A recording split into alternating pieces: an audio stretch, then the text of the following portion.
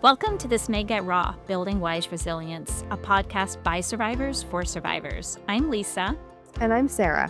As domestic abuse survivors, we know what it's like to rebuild after the unthinkable. We're here to walk alongside you, from surviving to thriving. Each week, we'll invite you into honest conversations about the hard stuff and the powerful stuff. The shame, the fear, reclaiming your identity, and stepping into the life you deserve. This may get raw, but that's where transformation happens. Let's get started. Welcome back to This May Get Raw, Building Wise Resilience. Today we had planned out our episode list and kind of the order of recording a few weeks ago. And so we have had this topic on the books now for a couple of weeks. And as it turns out, it is unfortunately an extremely timely topic with things happening in the world, in the United States, the first week of January 2026. So we had plans today to talk about grief, sharing our personal journeys with it from the survivor's perspective. But again, we are recording this at the tail end of the first week of 2026, and there's a lot of grieving going on in the collective, in the United States, around the world. So it feels even more timely to be talking about this. Mostly from the survivor's perspective, but hopefully some of what we are talking about and sharing today, it will be useful for you, regardless of what you're grieving. Yeah. So we typically like to start with a story or some type of anecdote or something to kind of hook people. And today we want to just honor the loss of Renee Nicole Good. And that's what's going on. Mm-hmm. So our hope is by the end of this episode, you'll understand why your grief is important and why we're talking about grief, and that you'll have practical tools to honor it. And like Sarah said, not just necessarily from the abusive standpoint, but just everything that's going on. Mm-hmm. So with that, Sarah, why are we talking as survivors? Why is this topic important? So it's something that grief as a survivor of abuse is something that I know I didn't really expect to experience. And I think it's something that's misunderstood when it comes to abusive relationships and being survivors. Because the logic would have it, right? If you get out of an abusive relationship, you should be just like over the moon, right? You should feel nothing but just relief and joy that you're free, right? Why would there be grief involved in being in an abusive relationship and getting out of an abusive relationship? But the truth is, survivors often, I would posit always, I can't speak for all survivors, but I'd be shocked to meet a survivor who was like, no, I don't feel any grief whatsoever. Survivors grieve all kinds of losses associated with the relationship. And that grief can start while they're still in the abusive situation, and then even more so once they're out of it. A lot of times, like I myself didn't recognize right away that I was experiencing grief, both in the relationship and afterward. It took me a while to put a name to what I was experiencing. But often, even once we do, a lot of us don't necessarily speak about it because there is that logic piece that we're fighting of like, well, why would you grieve something that was so terrible, right? So it's hard for people outside of it, and even hard for ourselves to understand why we're grieving. Yeah, and as other topics we've talked about, if we can't understand it ourselves, it's very hard to try and explain it to others. Mm-hmm. And then not wanting the questions, right? So if we're not able to explain the grief that we're feeling, we really don't want to anticipate someone coming at us going, that doesn't make any sense. You're free. Like, Right. You don't have this asshole in your life anymore. Like, you know? Right. Um, and to your point, sometimes our grief can manifest itself physically. Mhm. It's not necessarily even emotional thing that we can put a name to it, but it includes anxiety. It includes depression, things like sleep, and many of us have sleep issues to begin with, and so it may not be recognizable there. High blood pressure, substance abuse, and tons more things. And sometimes for those of us that are high achievers, we consider it burnout. Right. Right. Well, we're just exhausted because of so much of the stuff we're doing, and I don't have time to process this. I have to keep going. Right. When we can't name it and we don't understand it, Mhm. it can hold us back from Right. really leaning into our healing. Yeah, if it stays unacknowledged and unrecognized, and we can't resolve it, right? And we just stay stuck in it without even realizing it. Like we won't realize that part of what is keeping us up at night or making us anxious or making us Right. feel burnt out is that unresolved grief. But we can't build that wise resilience, which is what you and I are here to hopefully encourage other people to build and to walk that path with them. We can't do that if we're not resolving some of these things that we're experiencing, including grief. I think one of our biggest goals with this podcast is for people to understand they're not alone. Hmm. Yeah. So, by us naming some of these losses that we may be feeling, we're in the episode, we're going to talk about our sensations in our bodies, the grief cycle. Our hope is, and always, is that if you are listening, you are not alone. Yeah. And so, this may be one of the first times that you may even acknowledge, oh, yeah, that is That's a grief. loss. Yeah. Right, right. Yep. And for those of you that are advocates, allies, friends, and family, these are also things to think about or understand why someone's anxiety spikes or a situation happens. Or for me, a lot of time, my grief comes when I listen to music or when I watch something or circumstance happens, right? Mhm. And so, especially if we're empathetic, Yeah. it just kind of so. With that, like, what are some of the losses that we're grieving? Yeah. It's There's so many. well, there's so many. I mean, well, not the first one, right? But a big one is the relationship itself, right?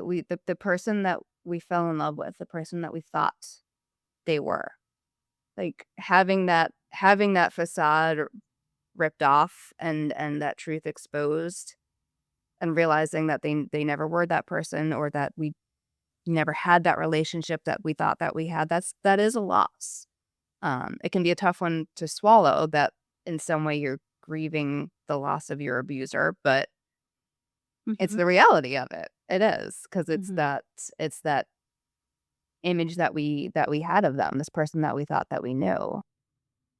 I think the other nuance about that, Sarah, is many times they're still living. So you're grieving a living person Mhm. that Which is so complicated.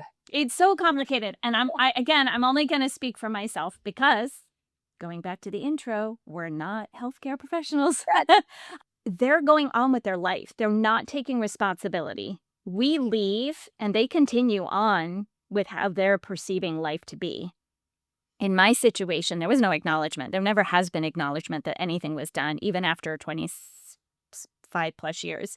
So you're grieving a person, and in my case, I have no contact, but I'm still aware of. Mhm. So you're grieving this loss of this person and who they were and how they presented themselves, but they're moving on, living their life, achieving their goals, and even Mhm. succeeding. And Mhm. you're like, what the fuck? Like, Yeah. so it's so nuanced when it's a person and a relationship, Yep. um, which can just be really messy. Yeah. Yeah, absolutely. Another thing that is a big loss for a survivor is the life that we envisioned having, Mm, or the dreams we had for our family or for having a family. Those again were ripped away from us through no choice of our own. It's not like our partner, we sat down with our partner and had a conversation and decided not to have children, or decided to do something differently than we'd originally envisioned. No, it's this life that we had dreamed for ourselves that just was taken away. Yeah. And even this is a little bit more practical, but like even the assets involved. I had a home Mhm. with my partner that I was envisioning growing old in together. Right. When I left for my safety, that wasn't my home anymore, Yep. right? So you're grieving not only the dream of having this home where people will gather, where if you have family, they come back to, Mhm. it's just gone. And again, for me personally, it's just that grief, but then that anger. There's just such a fine line between that. Mhm. Well, damn it, I wanted to keep the house. Like, Right. if I could, I'd still like I put Right. in my time, right? Like, Yep. so yeah, it's those dreams and then those tangible items Yep. that go along with it, and the financial and the I worked my ass off for for a pension or for retirement. And then if this relationship ends, I don't get to benefit from that. That goes Yeah. away. Yeah.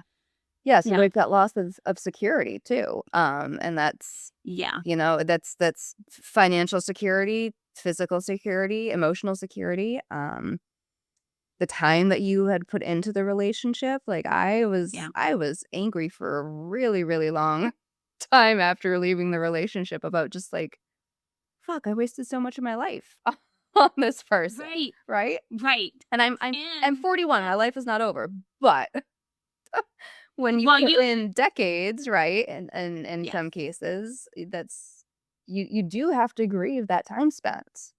And you and I have joked about this, you know, we were in our 20s, 30s when we were in relationship. Right? We looked different. We moved different in the world. Like it was Yeah. wasted. Yes. Like I said in a previous episode, I wasted my hot years on him. I know, for reals, right? Like, and we don't know what we don't know, so we don't even know that what's happening to us as we age. But now that we're Right. here, so you and I are out of the relationship, but again, that's the type of thing that kind of hits us, right? It Like comes up unexpectedly still. Yeah. because we didn't know Yep. that our bodies would look this way and our things would sag and like we're like, "Wait, what?" Well, that's new. Yeah. Yeah, and I mean, Yeah. on the spectrum of things to grieve, like, oh, my hot 25-year-old body is like, low on the priority list, but it's still a reality that you have to grieve what you grieve. You can't judge yourself for it. Right? Yeah. You have to accept that this is something in this moment I am sad about, I am grieving. Don't we're laughing at ourselves now, a little, like, tongue in cheek a little bit, Right. but it's a reality. You have to let yourself grieve what you're grieving. Yeah. And many of us because of the stress we've been under, we develop illnesses. Like autoimmune disease is Mhm. very common in people that have experienced significant trauma. So I miss that body that didn't struggle with gluten. Right, I fucking miss gluten. I survived on bread and granola bars. Like, right, yeah. oh, French bread with butter. Oh my God, the best. So, like, there's also that piece of health. Mhm. I wasn't healthy because I wasn't eating, Right. but my body could go pretty much I could go without sleep. I could do these things that you and I have talked about in self-care practices, like, that doesn't serve us anymore. It also isn't how our 40 some, 50 some year old bodies function. Right. Like, it's just It's just not health it's we can't. yeah, We're not kind. I'm not a kind person if I don't get sleep. Um, so yeah, that along again, to your point, like, we get to grieve that. yeah, We get you to, get and to. it's important to. Yep, Yeah. and, I mean, I know this one was thankfully, I'm incredibly grateful for this, not as much of my experience. I know it was much more with you, your social groups, your family and friends, your community. Yeah. Oftentimes walking away from an abusive relationship means walking away from those things, and that in itself is a huge loss. Yeah.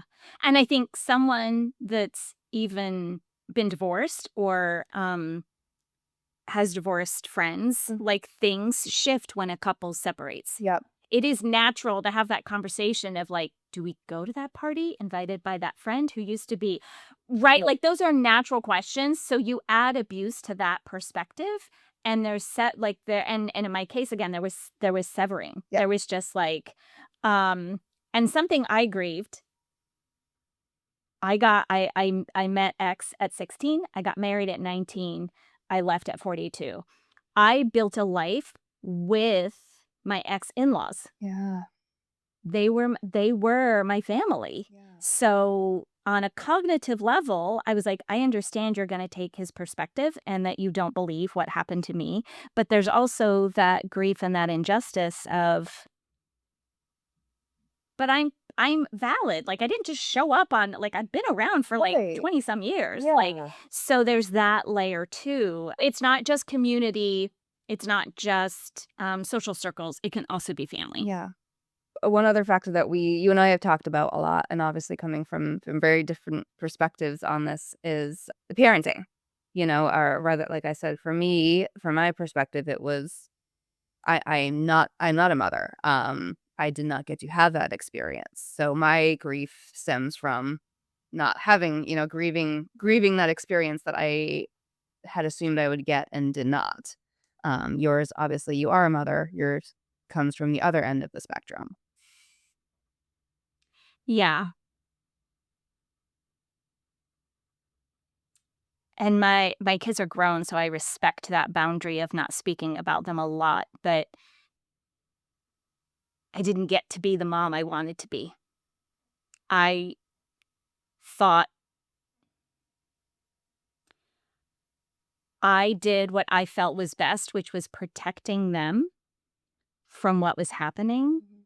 and also continuing because I was under the belief that things would get better, and also it was better for them to have a father and a mother, and that I believed that I made a covenant with this person, and if this person ended up being an asshole, then that was on me, right? Yes. So, I remember very early on in my parenting journey acknowledging that my responsibility as a mom was to help them get out of the house, help them be independent when they got the opportunity for college. Mhm. Um, I worked really hard to teach them the skills, which was disguised as wanting independent, healthy adults. But the reality was the fear that if they stayed in the house longer, that there would be more risk because as they got older and bigger and stronger, I did not want them having clashes of violence, right? I Right. didn't want them Mhm. stepping in. And so that continues to be part of my journey as I heal is I did the best I could with what I had, and I wish that it was different. I didn't get to cuddle with them as much because I had a partner that was really pissed off if I spent too much time saying goodnight to my kids. There was consequences to pay. Um, I couldn't coddle anybody because I needed to be focused on what could happen 5 steps ahead. And so, I was a stressed out person, like, I mean, I admit I'm a type A, but man, I was tightly wound Of for a course, reason. yeah, for very valid reason. So, that grief is really raw for me and really just always I feel at the surface, even though I'm continuing to heal in it. Mhm. Um, yeah, Well, thank you for sharing that. yeah. His stuff is so fucked up. It is.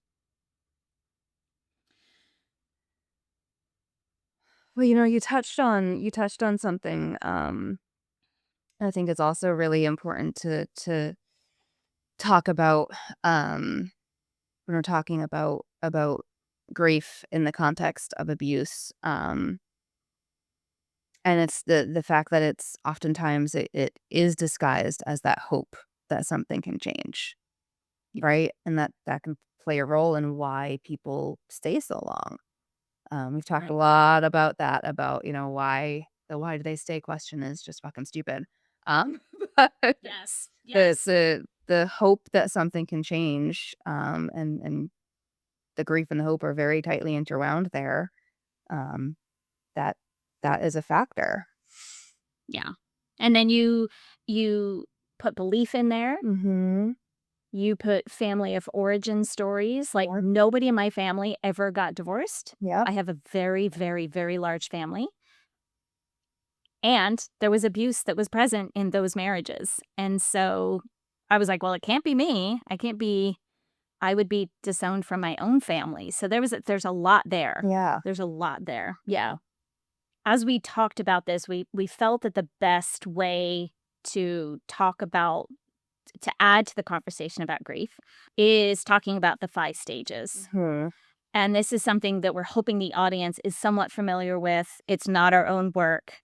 But we felt like talking about the 5 stages, recognizing that we cycle through, Mhm. recognizing it's not linear, Mhm. and then also as we talk about each of these 5 stages, talking about how it may feel in your body as it has felt for us. Again, not to compare, but just maybe to get curious and shed some light on how this may present itself in your life. Right, to help recognize it better, because I know for me, and for you too, I know because 'cause we've talked about this, like, re it's hard to name something when we haven't connected it to a direct experience in our body or our emotional state, right? Like, so Yeah. being able to recognize, "Ooh, I'm feeling that feeling I always get when I'm anxious. This is anxiety," right? So it's kind of the same thing as we're talking about the 5 stages of grief, talking about how they've showed up for each of us and how that's helped us be able to identify them in the moment, and just kind of the identification, just being like, oh, I know what that is. I know what's going on, can be really helpful in moving through it. So the 5 stages of grief in this framework originated talking about grieving the death of a loved one, but it's since become recognized that these are the general stages people move through for any type of grief, whether that be death, illness, divorce, job loss, what have you. These are the kind of stages that we all hit as we go through as we go through that process. And it is a process. It's not like Lisa said, it's not linear. It's not like you go through the first stage and you're like, okay, check, done with that one. Like they don't happen necessarily all in the same order. You're gonna cycle back and hit the same one multiple times. But the 5 stages are denial, bargaining, anger, depression, and acceptance. So, starting with the first again, because they don't happen Yeah. necessarily in the same order for everyone. But denial, and for me and for a lot of people, that's difficulty accepting the reality that you are being abused or have been abused. I did not label my experience as abuse until probably a year after I was out. Mm. I knew Wow. throughout, I knew something was wrong. I knew that this is not what I knew my relationship was not healthy. I knew that's not what love was supposed to feel like, but I never put that label on it. I was in denial about labeling myself as a victim of abuse, later a survivor of abuse, but for the first year, I did not even use the word. Do you remember how you made that connection? I honestly don't. Mhm. I know it happened. I was reading something. I can't for the life of me remember now Yeah. because that first year it's very much a blur. I have very few clear memories from that first year, to be honest. But I was reading something and it mirrored almost like verbatim an Mhm. experience that was pretty common in my relationship, and they used the word abuse. And I remember stopping reading and just being like, "Oh my god. Mm. Oh my god, that was abuse." Yeah. Right? Because it was never physical for me. So I still had that image in my Delineate. head of, well, he never hit me, so I wasn't abused. Yep. And it wasn't until what I wish to God I could remember what I was reading, because I would love to go back and reread it and send the Yeah. author a note to be like, "Thank you." Yes. Yeah. But I remember very viscerally stopping and being like, "Oh my god." And it was like a puzzle piece clicking into place. Something Mhm. everything kind of suddenly made sense because I had this framework now and this label of the experience to like base things on. And I really do feel like my healing really skyrocketed after that, after being able to label it, because then I knew how to talk about it. I knew how to research things that could help me, right? Right. Like, but there aren't a whole lot of books out there to be like, how to feel better after you were in a relationship with an asshole, right? Like, but how to recover from domestic abuse, very easy to research, right? Yes. Yes. Yeah. Naming it is so important. Mhm. And we've talked about not having language. So, to your point, even being able to research on our own, Mhm. again, why we're doing this podcast. Mhm. Maybe there's something that our audience resonates with and goes, oh, Oh, that's part of it too. yeah. Or, oh, I didn't think that was part of my experience. Or, oh, I'm experiencing that now. Um, and we did a whole session on, or yeah, podcast episode on language, Yep. right? So Yep. yeah, it's so important to understand, and fascinating that it took you a year. I mean, that Mhm. makes sense. And it also, I just want to caveat, it's also very common for someone to not have clear memories Yeah. in it or out of it. Yeah. That is really common. So yeah. Yeah. So can you remember,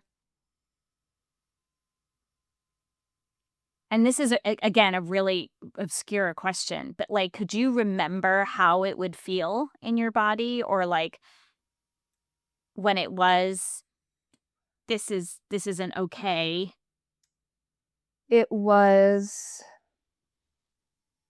it was a lot of tightness and tension and anxiety. I was always like short of breath, like breathing very shallowly. Um for the last few months I was in the relationship, the only way I could sleep was with a weighted blanket, because and I'm remembering, my body is remembering right now, because without the weighted blanket, I would literally I couldn't stop shaking. And I'm like actually starting to like jitter right now, just Yeah, yeah, remembering we don't that have to keep feeling. talking Like, about. no, it's Yeah. I mean, I'm okay with it. It was just yeah, my body was screaming at me that something was wrong. But because I hadn't made that connection that something was more wrong than just, "Oh, I chose to be with an asshole and this is the price I pay now," right? There was Right. something drastically wrong because I hadn't accepted that. I was in denial about that. I didn't want to see it. I didn't have the language for it. My body was screaming at me, but my mind was just I was on autopilot, kind of getting through the days, right? I I was just kind of operating in a fog. I was very, very numb mentally and emotionally. I remember there being almost like by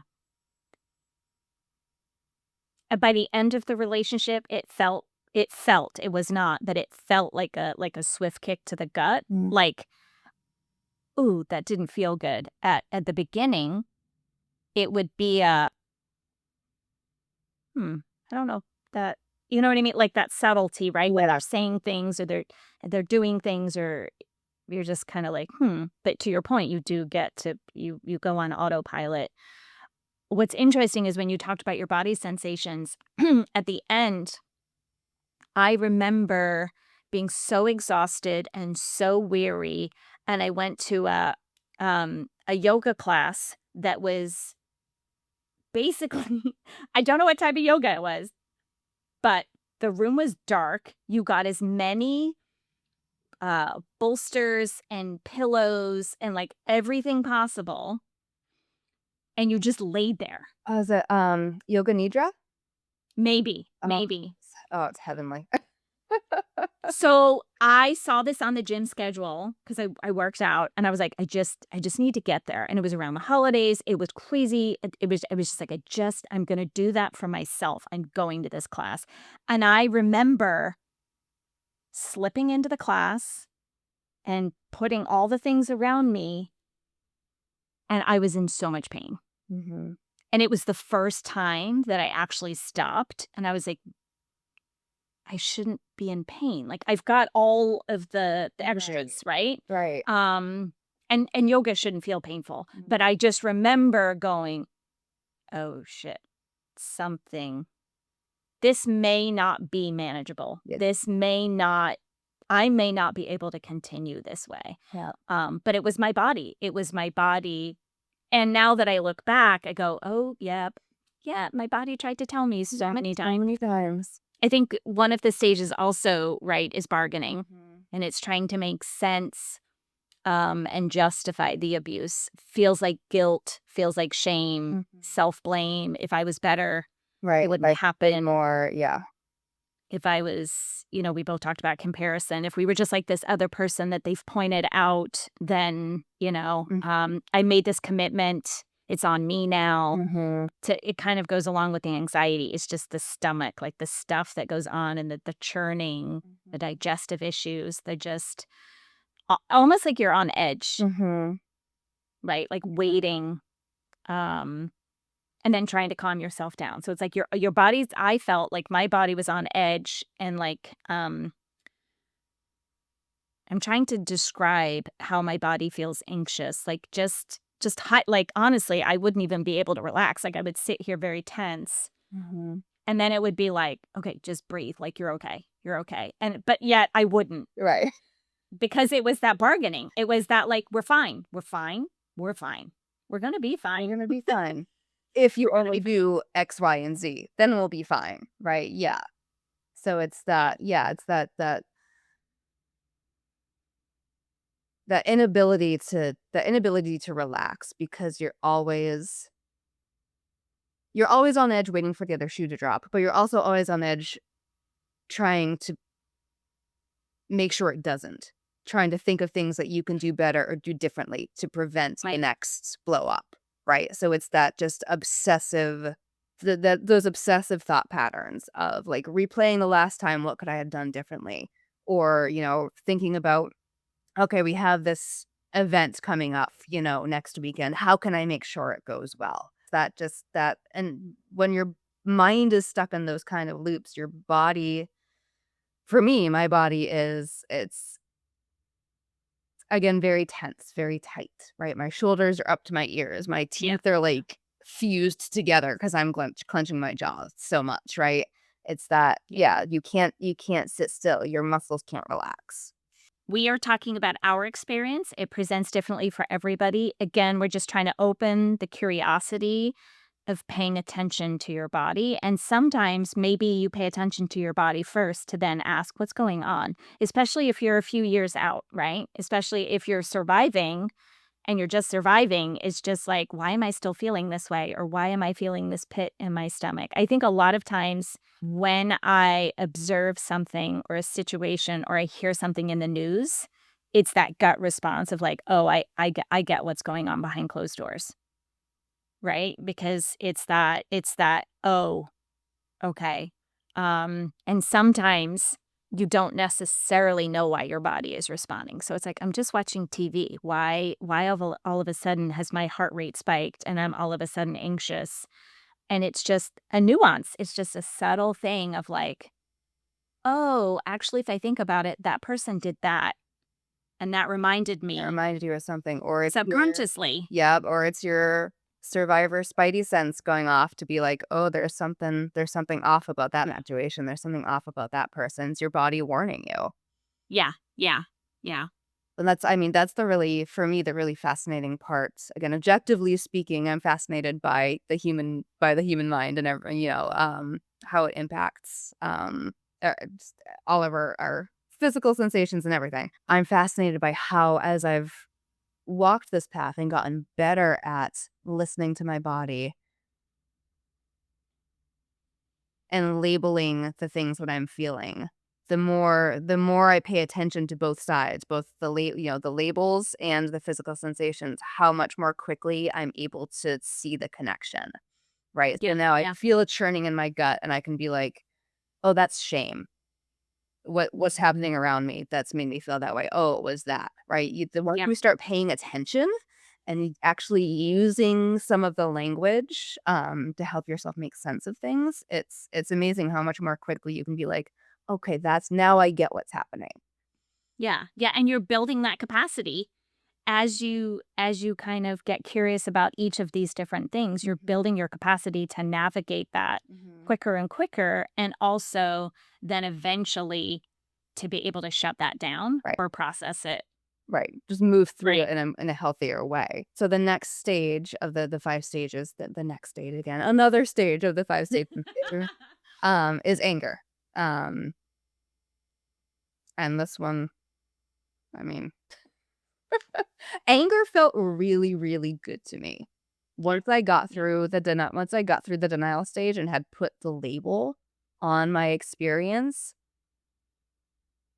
allowing myself to feel that anger, like, oh my damn, that felt good.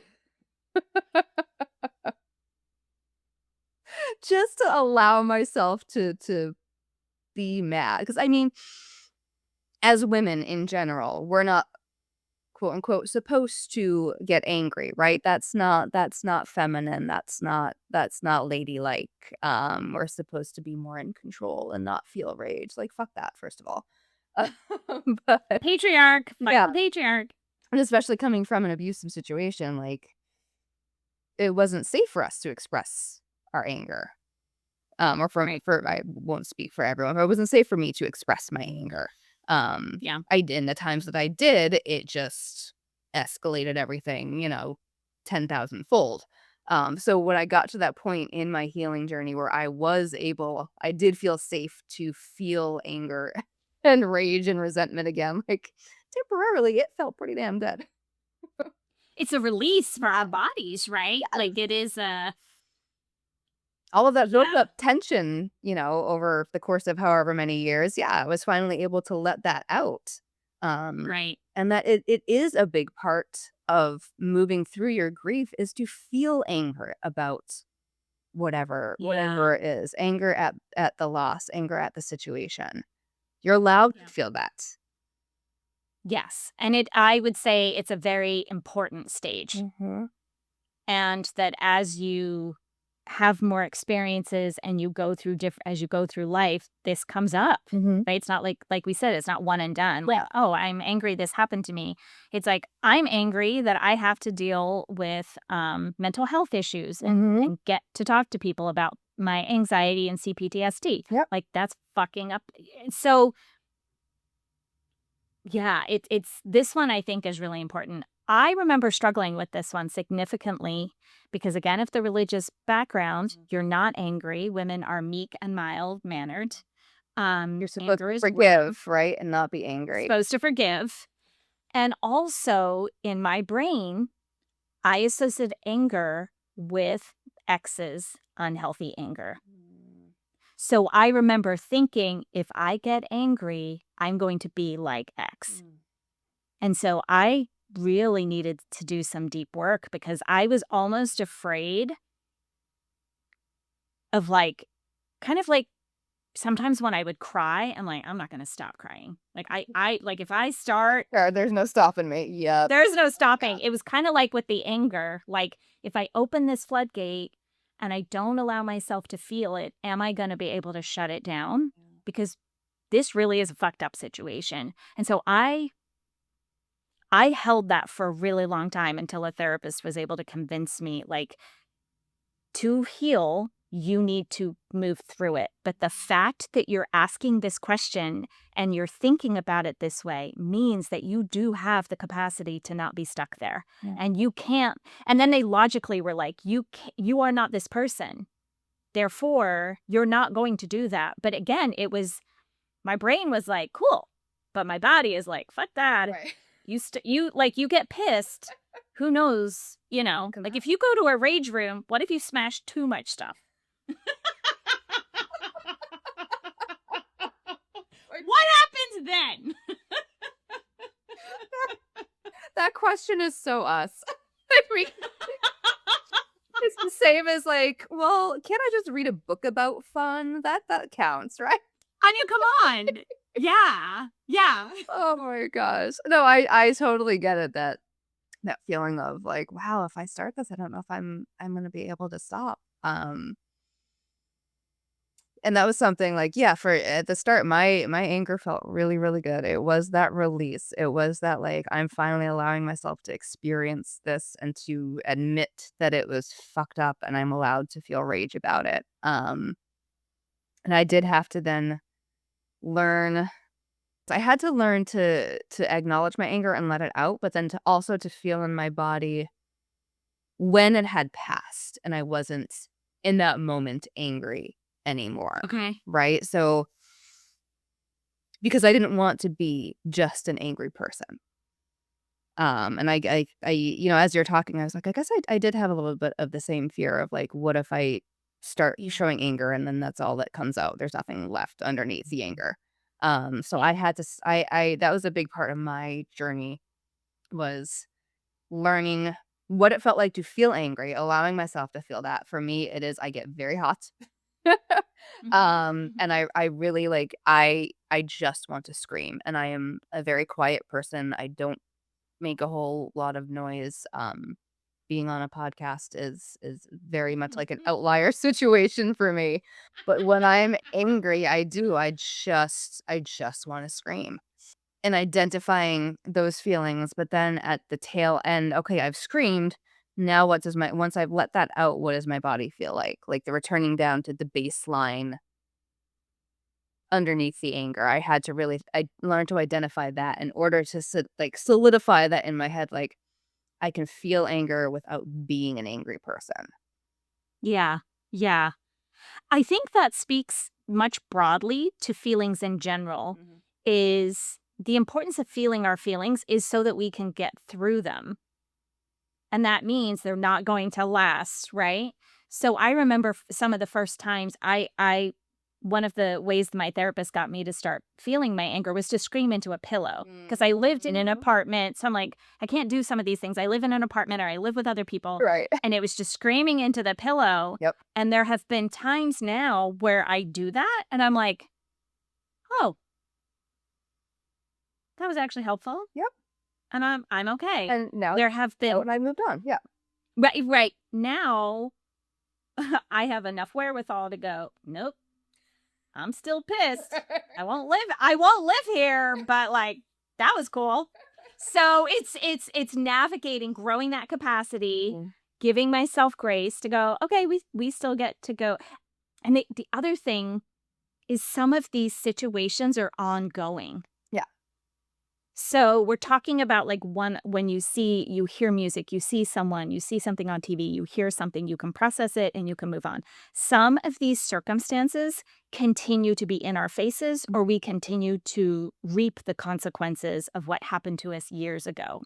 Um, and that is harder to navigate because you're not like, wow, I guess that I don't have to deal with that again. It's like, no, this is going to surface Right. over and over. Right. Um, so yeah. So I think that again, anger is a really important one. Mhm. Yeah, and learning, I mean, this is obviously a big thing in I meditate. I'm a big meditator and this is a big thing in the world of meditation, right? That learning to observe your moment to moment experience, your emotions moment to moment and think of them as they are the wave, you are the surfer, right? Doesn't mean just because you've surfed one wave of anger and it goes away, there may be another one coming down the line, but you don't have to get dragged Right. under by it, right? You surf the next wave. And so that imagery is really helpful for me when it comes to those situations where it's not just like a one and done. I get angry about that, but I don't have to deal with it anymore. When it is those more complex, this is something I'm going to live with for the rest. I have CPTSD. I'm going to have that for the rest of my life. And there are days when that just enrages me to no end. Right. Other days I'm like, okay, that's just my experience. Whatever. I kind of take it in stride. But some days, yeah, I just want to like punch a pillow over it. And some days I do. Yeah. It's the gift that keeps on giving that Right? we never asked for. Yep. But the imagery really of just surfing the wave, Yeah. understanding that there will be another wave coming after it. And it may be the next wave might have joy. It might have gratitude. It might still have anger. It might still have anxiety, but it might have something good too. That imagery has really helped me kind of navigate those longer term stages of the grief. I love that. I've also with that kind of the same analogy, I've heard of when people experience grief, it's like waves, and at first, the waves are, like, knocking you down, and it's crashing, and it's crashing, and it's crashing, and then as time progresses, again, this would be maybe the loss of a person, loss of a situation, it's easier to stand. You're more Mm. steady when the waves are more gentle and they don't knock you over. So I love the water imagery. Thank you for that reminder of that just kind of was like, "Oh, I can do that." Right. Exactly. It makes it feel a That little bit feels good. more manageable. Yeah. I think before we leave anger, I also want to talk about the spurts of energy that you can feel because Mm. sometimes it is really like, especially when I used to exercise, damn, I would be like, "Well, I'm fucking running this shit out," or like, "Fuck that," and I would be running, and I'd be listening to music, and I'd be like, "Fuck, fuck, fuck, fuck, fuck," and then I'd be exhausted, but at least I was moving my body, I got it out, Right. and I remember when that anger dissipated, and I was like, "Oh, I gotta figure out how to motivate myself to exercise because I'm not actually," but it still happens when I get angry. My partner will go, "Do you need a hug?" And I'm like, Mm-mm. "No, I'm gonna go do my thing." I organize, um, I try to go for a walk to kinda or run to kind of who am I kidding? I don't run anymore. I could that just was not true. I wish I did, but I get on the bike. I do something because I feel the energy in my body, and I don't even think it's anger, it's just rage. Yeah. It's pure rage, and then I drop. Yeah. I'm like, "Oh, I'm completely exhausted." Yeah. Yes, absolutely. But I mean, sometimes that's the only way to deal with an emotion like anger or rage is to physically express the energy. Yeah. Otherwise, it does just get stuck, and that doesn't have to look like doing a hard workout or going for a run. Like, it could look No. like organizing your closet or, like, rage vacuuming the house, which I've done many Right, times. rage cleaning. Yeah, Yeah, rage rage cleaning. cleaning. It's Yeah, a thing. but just Yeah, yeah, yeah. having some kind of physical Outlet. outlet is really, really helpful. So, another stage is the depression stage, which is super fun. My favorite. My favorite. So I have struggled with depression even before the abusive relationship. My whole life, I dealt with Okay. clinical depression. Um, so I consider myself lucky, honestly, from that perspective because I already had experience understanding what depression felt like and what helped me to get through those episodes when this portion of the of the abuse grief hit. So I was like, "Oh, okay, I know what that is. We got that." Um, but Tools in my tool belt. I right. already have them. Yeah, the rest of it I had no clue, but this one I was like, "Depression, I got you." But it is when, like, the full weight of the experience really hits you, right? You've gotten out of denial, you've kind of expressed the rage, and then what's left is just that heaviness. Oh, it is.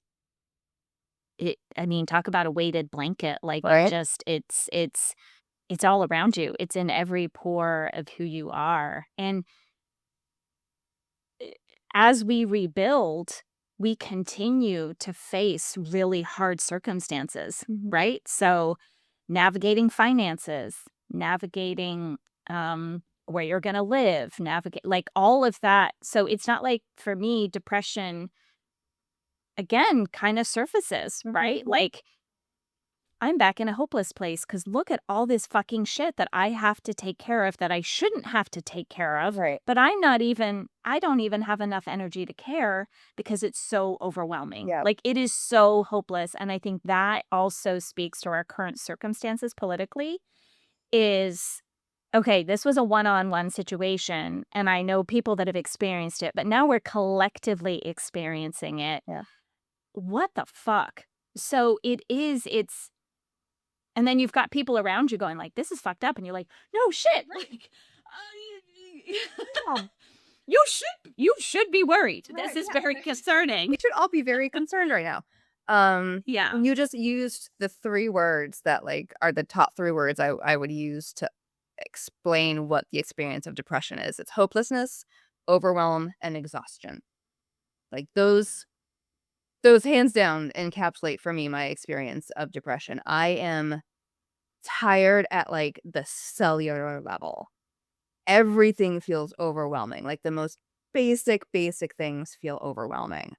I had in one recent episode of depression, I had, um, an auto pay that happens, like it's, like, once every quarter or something like that. I think it's, like, my life insurance policy or something. Um, and I had forgotten I'd gotten a new debit card, and I'd forgotten to switch a couple of, like, random auto Yeah. pays, and so I got the email from them that the payment had failed. Very easy fix, right?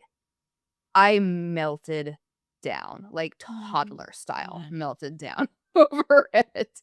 And a couple days later, when the depression had lifted, I was like, "Okay, that was a little bit of a big reaction to something that was easily solvable." But in the moment, everything feels overwhelming. And it just gets I get very hopeless. I'm like, what the fuck is even the point? Like, why Yeah. should I even bother fixing any of this stuff? None of it matters. Right. Yeah. Yeah. Not wanting to get out of bed Mhm. because you're so exhausted. Like, Yep. there's so much to handle. How do I even, why even get out of bed? Right. I'm not going to be any closer to where I want to be because I have all this stuff that I have to navigate. Right. I get really weary in my eyes, and there are circumstances now that are still present in my life that dig up some of that era of my life, and it feels like I can feel it in my eyes first, like, "Oh shit, it's back." Like, just that utter exhaustion because I'm so familiar with the up and down, with the drama, with the navigating, the eggshells. It's just like, "Oh, it's here." It, like, kind of, and I just kind of, yeah. So I almost have, like, warning signs, which, again, to that piece of non-judgment is now I'm learning, oh, I'm gonna be extra tender and Yeah. gracious to myself. Like, I'm going to bed, toddler bed early tonight. Yes. I am going to watch shows without guilt. I am going to not exercise today because I could give a fuck. Um, and I'm gonna eat chocolate for dinner because I don't care. So Mhm. there's things that's like, oh, we get to Mhm.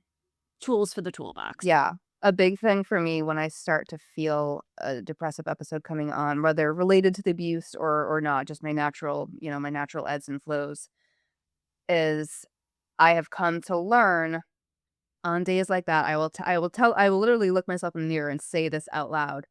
We're not going to believe everything we think today. Hmm. And that just saying that out loud Right. keeps me from going into those, like, completely overwhelmed, I'm useless, Mm. everything is hopeless kind of spirals. So I'm like, Yeah. I will have those thoughts still and my body still feels them, but then I'm reminding myself that's not true. We're not or, maybe it is true, but we'll explore that later. We're not believing everything we think Yeah. today. Yeah. But Yeah. unless you know how depression feels for you, you're not going to be able to identify it and say, "Oh, this is what's happening. I need to be extra tender with myself, or I need to be Right. extra careful about whether or not I believe all of my thoughts today." Yeah. Yeah. Again, it goes back to that being able to identify your experience and put language to it. And because we're not health experts, there is the caveat here that if you are experiencing any of this and our tips and tricks are not helpful and this is truly a heaviness that's not lifting, eh, please see somebody. Yeah. Ask, go talk to your doctor, talk to your therapist. Medication, I am of the belief that it is a tool that helps us. I've Yep. been on medication before. I know my line.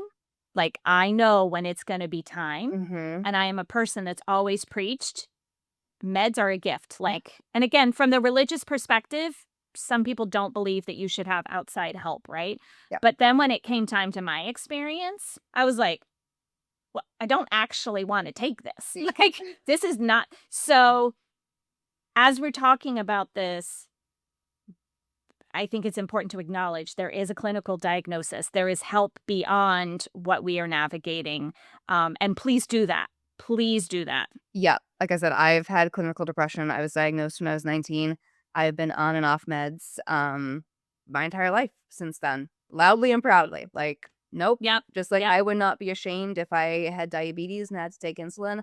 I had Exactly. nothing wrong with my Zoloft Yes. when I have to be on it. A beautiful thing. Yeah. Yes. So yeah, this is listening to podcasts, reading books, meditation, all of these things are great tools in your tool belt. They do not take the place of actual medical help Yeah. when you need it. So yeah, the huge, huge, huge disclaimer. Please seek help. There is help. There are resources out there. Yes. If you need support. Yeah. No shame at all. No judgment. And yep, absolutely. Um, okay. So moving on to the last phase, again, not using a number, um, accepting what's happened, and focusing on healing. We are all about healing is a journey. It's going to be a lifetime. And acceptance does not mean forgiveness. Acceptance is, for me, when I think of acceptance, it is this does not define who I am, and this has happened or this is happening. And there is some peace and some empowerment of feeling of accepting. Yeah. Yeah, acceptance is not it's not passive. It's not passivity. Like you said, it's not forgiveness. Yeah. It's not sweeping things under the rug. It is just saying this is this is my current reality or that was my reality in the past. As you said, it doesn't define me. I get to Yeah. define what my future looks like. And yeah, for me there's just that everything kind of relaxes and expands Yeah. in my Yeah. body. Like my stomach relaxes, my shoulders kind of relax. It's that feeling of spaciousness because it opens up a little bit of room for hope.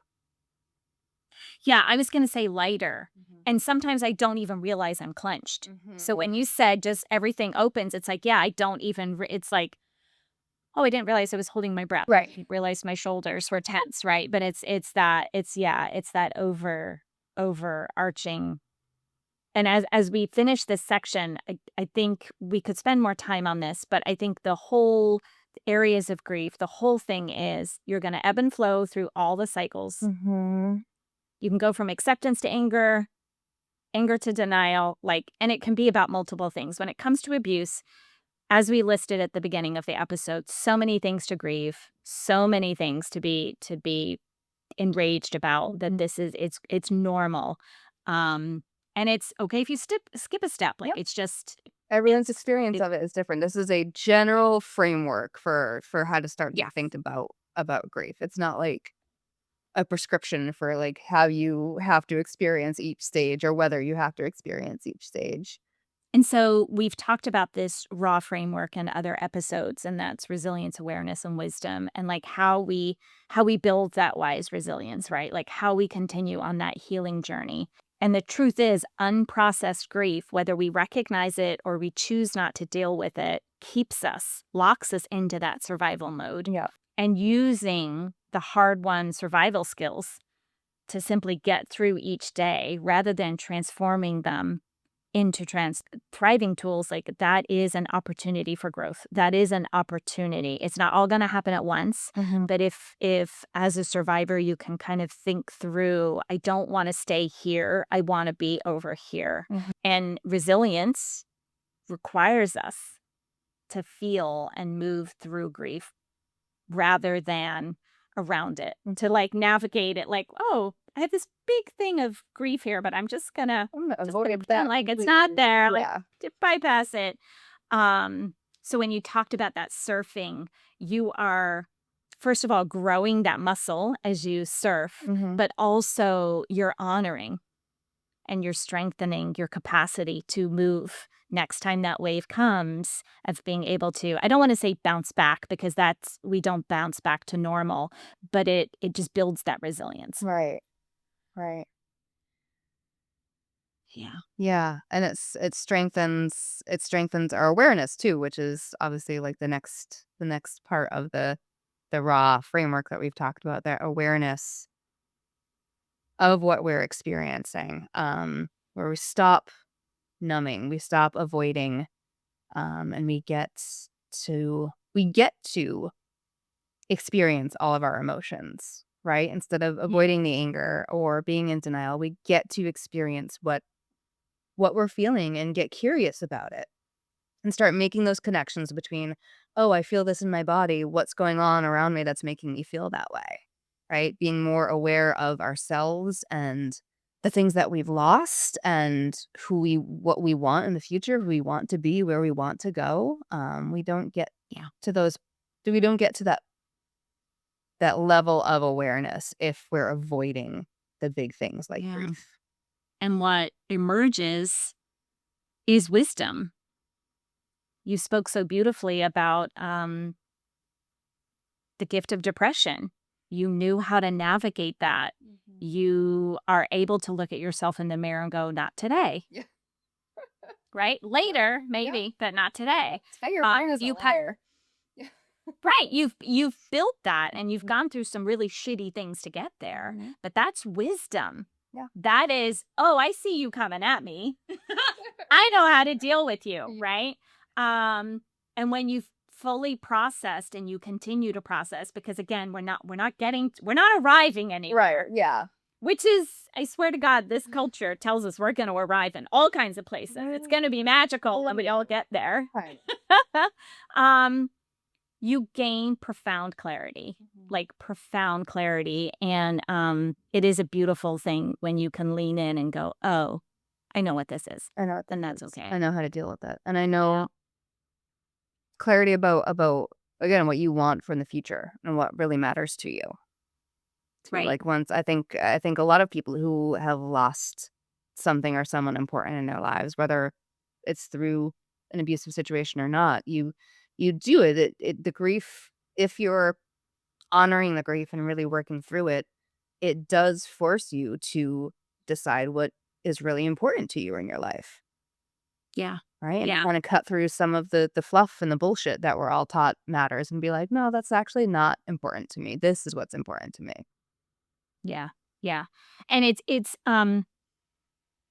grief work doesn't, just like all the other things that we're talking about, self-care, the other topics that we're going to cover in the episodes, they don't detour us from building that wisdom. It allows us to it They're how we build that creates wisdom. upward space. Right. It and it's part of that foundation then that we can move from surviving to thriving, Mhm. right? Like we can not carry it with us. Like you said, I want to be here, I want this future. How do I get here with what I've been through? Right. And what do I have to Um, let go of to get there too, which is right. not a fun one, but it's a necessary question to ask ourselves. The other thing that came up for me when you were talking, and I know we're running out of time, so I want to be really quick about this. When we're building wisdom and we're building resilience, it really is a big fuck you to our abusers. Yeah. Because it's like Yes. when we're processing grief, we didn't get to do that, No. right? We were too busy surviving. We haven't even touched upon maybe something happened that was worth grieving in your relationship, a loss of a parent, a loss of a pet, that because you were with a narcissist or because you were with an abusive person, Yeah. you weren't able to actually give that attention, right? Yep. So Yeah. if you were able to, now I got derailed. Hold on. It's a Coming big, back. it's a big fuck you. It's a big fuck you. Always come back to fuck you. Right. Oh, wait. Fuck is such a great. I knew that would bring you. You bring it back. You couldn't do these things because someone didn't think you were worthy of it. And now you get to stand here going, you know what? I'm going to stay in fucking bed. I'm going to feel my feelings because this asshole over here didn't want me to, and fuck you. You have no idea how good my life is, and I might be derailed a little bit, but I'm not going back. Yeah. I'm only going forward. And if that means I have to feel the fucking feelings now, fuck you, I'm gonna do it. Yeah. Because I survived that. So I can survive feeling my grief Yep. because I'm still fucking standing after dealing with all this bullshit over here. Right. Exactly. Yeah, Exactly. that felt good. I feel like Oh, I feel okay. empowered. So yeah, we are getting a little deep into time here, but just wanted to, and we've kind of touched on a lot of these things as we've been talking, but our invitation that we like to do in each episode to survivors for how to get curious about these topics and start thinking about these topics and maybe take some small steps to integrate them a little bit more fully in your own journeys. So some invitations around grief: recognize it and name it. Um, Yep. I had the experience recently where, again, we're recording this January 2026, which means the holiday season just passed. Um, I had a lot of grief this holiday season. It was the first Christmas I spent living with my wonderful friends and their kids, my niece and nephew, who are almost 4. And it was pure magic to be with the kids for Christmas, but I also had a lot of moments when I was looking at the kids with their dads, and just the magic that they were all creating, and there was a lot of grief around the fact that I never got to Yeah. be a parent and create the beautiful, magical holidays with my child and a wonderful, loving partner that I had grown up, kind of assuming would be my life, right? It's what we're all taught is gonna happen just kind of naturally and magically for us. So there was a lot of grief this past season, around that loss of getting to be a mother, and getting to build that kind of experience with a family of my own. Um, Yeah. and once I recognized that that was what was happening, I was like, "Oh, okay, I'm grieving. This is what I'm grieving." I was able to honor it and also come back into the present and be with this wonderful chosen family that I am so blessed to have, and so privileged to be a part of their lives as Auntie Rara. Um, so yeah, Okay. recognizing and naming your grief, is it's essential to being able to move through it rather than getting stuck in it. And you can be kind and gracious to yourself. So thank you for sharing that. Yeah. Yeah. Yeah, release your judgment, get curious Yeah. instead about what your grief is telling you about what you might need or want from your life, or need or want to kind of process to move forward. Yeah, releasing the judgment and just getting curious. Feel your feelings.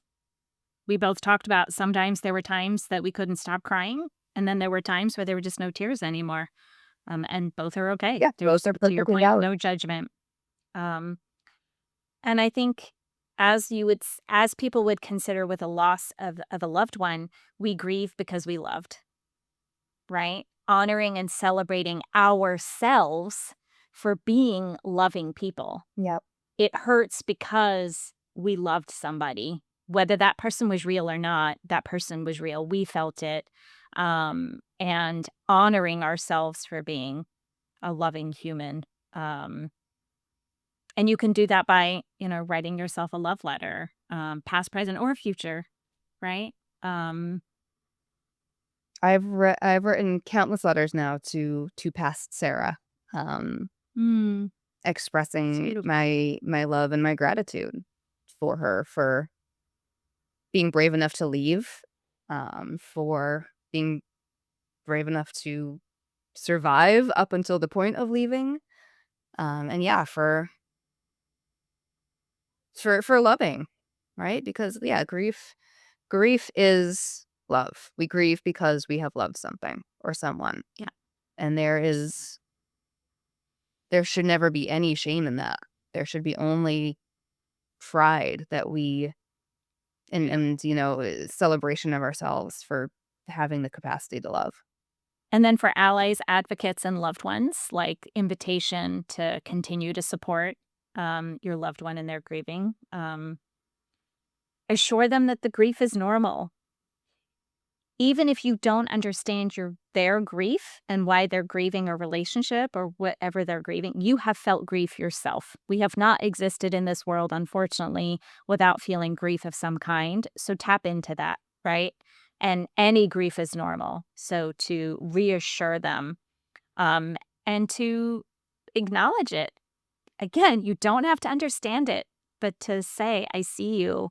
Um, you don't have to dismiss it around me. If we just sit and watch shows, I'm here with it, right? Mhm. Just to be able to sit with it. Yeah. Um, And that's speaks to another one is to don't try to fix their grief for them, but just be willing to walk with them through it in whatever way that they tell you they need. Whether that might be just sit in bed with me today and watch shows. yeah. It might be I don't know.